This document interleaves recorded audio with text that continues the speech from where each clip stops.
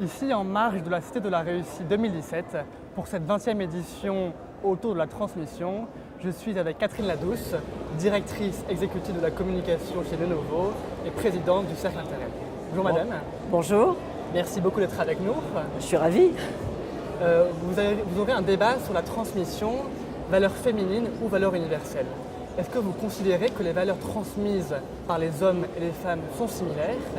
Et quelles sont les valeurs que les femmes peuvent apporter en plus par rapport aux hommes? Alors je dirais qu'il ne faut pas tomber dans la caricature et les stéréotypes en vraiment séparant de façon, disons, drastique les valeurs féminines ou les qualités féminines et les qualités masculines. Ceci étant, il est vrai que nous sommes différents. Et nous nous battons pour l'égalité, mais nous ne voulons pas, disons, nous ressembler absolument. Et du coup, c'est important de voir en fait qu'il y a, c'est vrai, des qualités plus féminines et des qualités plus masculines que l'on retrouve. Et ceci étant, parmi tous les individus. On peut très bien avoir un homme avec des qualités féminines et l'inverse, une femme avec des qualités masculines. Et pourquoi on dit ça? Il est vrai qu'il y a des études, par exemple, qui montrent, vous prenez l'étude McKinsey, qui montrent les styles de leadership. Et c'est très intéressant parce qu'en fait, ils ont analysé 9 styles de leadership. Et sur ces 9 styles, il y en a 5 où les femmes sont plus nombreuses à avoir ces qualités. Et en fait, vous allez retrouver l'intérêt, je dirais, pour le développement personnel des équipes. Vous allez retrouver l'empathie, l'inspiration, la capacité à prendre des décisions de façon collective, qui sont, je dirais, plus nombreuses chez les femmes que chez les hommes. Du coup, on peut considérer qu'il y a des valeurs différentes, enfin du moins des façons d'appréhender ces valeurs, des façons de donner de l'importance à tel ou tel sujet par rapport aux hommes, où il est vrai qu'on va retrouver chez les hommes un peu plus d'individualisme, de capacité, je dirais, dans l'autorité. Ceci étant, on retrouve d'ailleurs de façon tout à fait égale entre les hommes et les femmes dans cette étude, je dirais la capacité à décider aussi. Et donc je pense on pense toujours que les femmes donc, ont plus d'empathie et les hommes plus d'autorité. Mais enfin, des femmes peuvent être aussi très autoritaires. Donc il ne faut surtout pas se rentrer dans des clichés qui en fait sont des pièges pour les uns comme pour les autres. Vous êtes également présidente du Cercle Interrel. Que souhaitez-vous transmettre à ces jeunes femmes que vous soutenez? Alors ça c'est très important parce que finalement ce débat de la transmission, moi je suis ravie que mon entreprise Lenovo soit présente parce que c'est vraiment au cœur, je dirais, de l'ensemble des entreprises et c'est très important d'être capable de transmettre ses valeurs, de transmettre son savoir-faire mais aussi son savoir-être.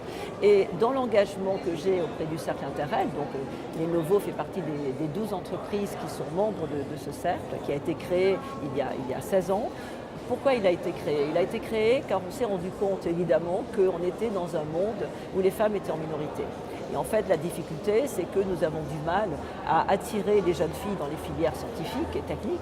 Il y a moins de 20% dans les filières informatiques aujourd'hui et on progresse très lentement. Ensuite, quand on arrive à les capter, si je puis dire, on a du mal à les garder. Donc on est toutes confrontées à cette difficulté.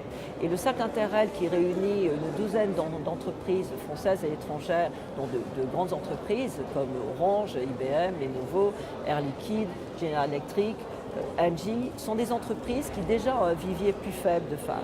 Donc ce que nous voulons faire, c'est aider en fait ces entreprises, force de proposition, pour voir quels sont les moyens d'attirer donc ces femmes et surtout après les aider. Donc ce qu'on dit aux jeunes femmes, pour répondre à votre question, c'est ayez, je dirais, l'intérêt, le courage de rentrer peut-être parfois dans un monde qui a des stéréotypes, il est vrai, qui a un certain nombre de clichés qui sont dus à cette culture plutôt de prédominance masculine, mais osez rentrer et après vous allez apporter justement votre propre compétence, votre expertise et votre capacité à voir peut-être parfois les choses différemment, parce qu'on sait que la diversité, qu'elle soit à la fois du genre, mais aussi des nationalités, des formations, est clé pour la réussite.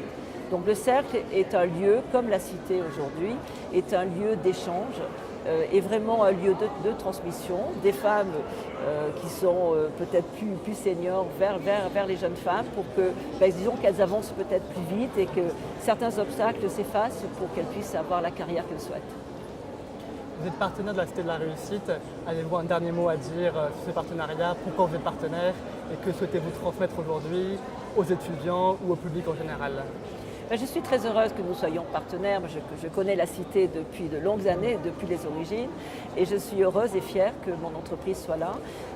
Et je pense qu'il y a une communion entre la culture de l'entreprise et puis ce que veut faire la Cité. La Cité, ce lieu justement de transmission, et je trouve que le thème est formidable parce que c'est un lieu de débat entre les politiques, les académiques, les experts, les étudiants, toutes les générations confondues, et ça c'est absolument formidable.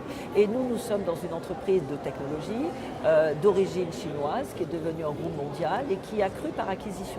Et notamment. Et je dirais le partage, et justement le partage du savoir-faire est clé pour la réussite de notre entreprise. Et ce qui fait qu'on se retrouve bien dans la Cité, parce qu'à la fois on pense qu'on a un rôle à jouer en tant que disons dans la Cité, en tant qu'entreprise, transmettre ce que fait la culture de notre entreprise, transmettre aussi cette approche des technologies. Il ne faut pas avoir peur des technologies. Nous avons d'ailleurs notre président de Lenovo France va intervenir dans un débat sur justement intelligence artificielle, big data, et donc attention, n'est-ce pas, à toutes ces difficultés aujourd'hui et ces peurs qui y arrivent. Nous avons aussi notre président François Bournigus qui va intervenir sur la réussite de la transmission dans les entreprises. Je pense qu'il y a toute une légitimité pour des entreprises comme les nôtres qui sommes en pleine croissance à être là et à pouvoir échanger aussi avec des entreprises qui sont plus installées depuis plus longtemps, mais qui sont toutes confrontées à la question de la transformation, à la question de aussi faire venir les jeunes. Je crois que là, la différence de la Cité par rapport à tous les autres événements où on peut être, c'est la présence des étudiants et ce dialogue en fait entre les étudiants qui nous apprennent beaucoup de choses, et la transmission, elle n'est pas simplement entre les seniors et les juniors, elle est aussi avec, on apprend beaucoup de vous et on apprend beaucoup des jeunes générations. Merci beaucoup, madame. Merci.